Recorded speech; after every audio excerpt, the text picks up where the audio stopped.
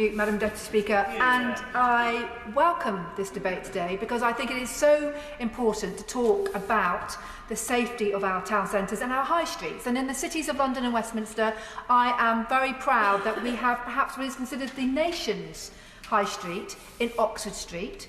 We also have Regent Street and Bond Street, but we also, equally importantly, have amazing local neighbourhood high streets like Marylebone High Street, St John's Wood High Street, that I visited last week. That's not in my constituency at the moment, but when I visited it last week, for Small Business Saturday, I was shocked to hear from shopkeepers about the rise in shoplifting.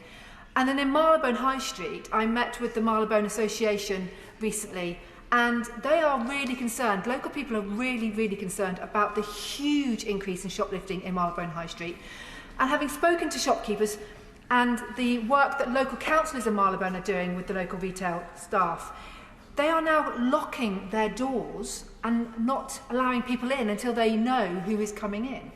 Waitrose in Marylebone High Street now has taken away so many products, particularly alcohol, because they have organised gangs going in, particularly at certain times. And this is an organised operation. And I would like to see the police, the local police, do a lot more to tackle these shoplifting issues, particularly in places like Marylebone High Street. I welcome this debate today because I think it is really important that we do talk about the local policing of these town centres. I know that the government has very much put dealing with safety of town centres at the heart of its policing. We've also already mentioned from the member for Bordland about the government's retail crime action plan, which is really important, and also things like the antisocial behaviour action plan and the Safer Streets programmes, devolving money, funding and action to local communities, to the local councils and to the local police. And I think that's really important to highlight today, the importance of police and crime commissioners and police chiefs on how we do ensure that our town centres and our high streets are safe. And in London, you'll be pleased to know that we have a rather interesting situation with the Labour Mayor, Sadiq Khan, where in fact crime has gone up in the last 7 years since he has been mayor. In fact, in the last year alone, crime has gone up in London by 11%. That's 1,100 extra crimes. And recently there's been some research done on crime on the tube, which has increased by over 50%, fueled by thefts and robberies. People coming into the centre to shop or have a good night out on the nighttime economy that we can offer in the West End. Oxford Circus and Leicester Square are among the worst tube stations for theft. This is what has happened under Sadiq Khan's police and crime commissioner for London. The member for Old Bexley Sidcup did raise this issue during the Shadow Minister's speech and said that obviously Sadiq Khan has failed to recruit over 1,000 extra officers on top of the 3,666 police officers that the government has funded him to do so with the Met and the City of London Police. So, Madam Deputy Speaker, I think it is really important to understand that it is up to local police teams. In London we have borough commanders. I am very pleased that we have an excellent borough commander, Louise Putterford, ably supported by Chief Superintendent Beth Peary. But their hands have been slightly tied, I fear, in Westminster in particular, because in Westminster we have amazing neighbourhood police teams, but they are often taken away from their neighbourhood duties to undertake ceremonial and protest duties, because Westminster is home to over 500 demonstrations, marches and protests in a year alone. And also, obviously, all the ceremonial activities like the changing of the guards. And that's why I have recently written to the Deputy Assistant Commissioner, Rolf, to ask if the Met will establish a central team, police team, that will undertake the ceremonial duties in particular, so that we are not losing our neighbourhood police teams on a weekly basis. And it's very, very important, I think, to really acknowledge the excellent work that our neighbourhood police officers do, they are equally frustrated that they are taken off neighbourhood duties to do ceremonial duties. I also think it's very important to highlight that when our neighbourhood police officers are taken away to do ceremonial duties or protests, that leaves a huge vacuum, and we are seeing a huge increase in antisocial behaviour in places like the Cathedral area, just down in Victoria Street, Great Peter Street, and around St Matthew's Primary School. And I have been absolutely heartbroken, Madam Deputy Speaker, to read letters from Year 6 children from St Matthew's Primary School, outlining what they are seeing walking to school and being picked up walking back from school. Men urinating, defecating in the street outside their school.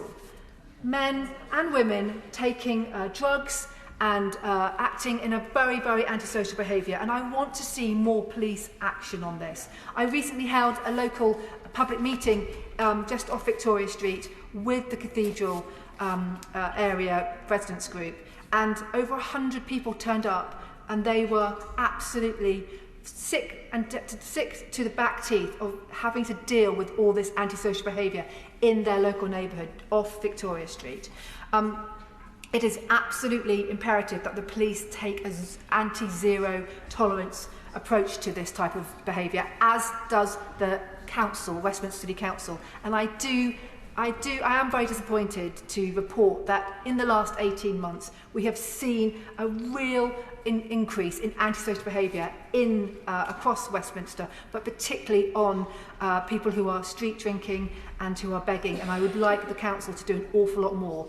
I produced a crime plan last year, having surveyed across Westminster. Nearly 5,000 people responded, and the top priority for them was seeing more police officers on our street, because we know if we see police officers on our street, in our neighbourhoods, in our high streets, that will prevent crime, that will stop the shoplifting. And it is very, very important that we get a grip of this. Of course, yeah. If it's police officers, or more police officers, the Honourable Lady thinks we need, shouldn't she support this motion by the Labour Party? I thank the gentleman for his point. I would go back to what I said earlier, is that the government has given funding to the Labour Mayor of London. He failed to use that money to recruit up to 1,000 extra on top of the 3,600 police officers that the police have now funded. That money then went back into the pot, and other police forces have taken advantage of that. What we have seen over the last 7 years under Sadiq Khan is failure on many, many areas. But the biggest one has been crime. And you go and ask any community across London what their biggest fear is, what their biggest concern is, it is crime and antisocial behaviour. And there is one person who has got the answer there. It's Sadiq Khan, and he has failed to answer that question all the time. Madam Deputy Speaker, what local people want is to see a real zero tolerance approach to antisocial behaviour and crime, particularly in our shops, which are beloved shops across Westminster, and also our major brands. I visited Boots in Piccadilly last summer, and I was shocked to hear the number of incidents they are dealing with day in, day out. They are the only pharmacy open in London at midnight. So you can imagine that people who are desperately needing medication will go to that Boots. And that means that it is open, and obviously with the nighttime comment that it is, they are often the victims of crime, of assaults and of shoplifting. And they call the police, and the police do not turn up. From all the meetings I've had with local people over the last year or two on this issue, the biggest concern people raise with me is the fact that when they do call the police, they don't turn up. It might not be a life-threatening issue. It might not be the fact that someone's about to die, but they want to hear the police come and deal with this person who is comatose on the street, or deal with a shoplifter who is there currently stealing. And I think it's really, really important that the public don't give up on the police. The police do an amazing job. Our officers are there day in, day out for us. They are being let down by the fact that there's not serious leadership always in the police, making sure that these bobbies on our beat are doing what they should be doing. But the public have got to be encouraged to continue to report crime. I've only just learned that you can report crime on Twitter or Facebook. That is really easy. And then you get a crime report, and then you can follow it up. And the police do need this information so that they can put the resources where it is needed. Madam Deputy Speaker, I will conclude with the fact that I do welcome the opportunity to debate the importance of town centre safety and the importance of keeping our high streets safe. We need more police officers on our street. In London, we have a Labour mayor who has let us down time and time again.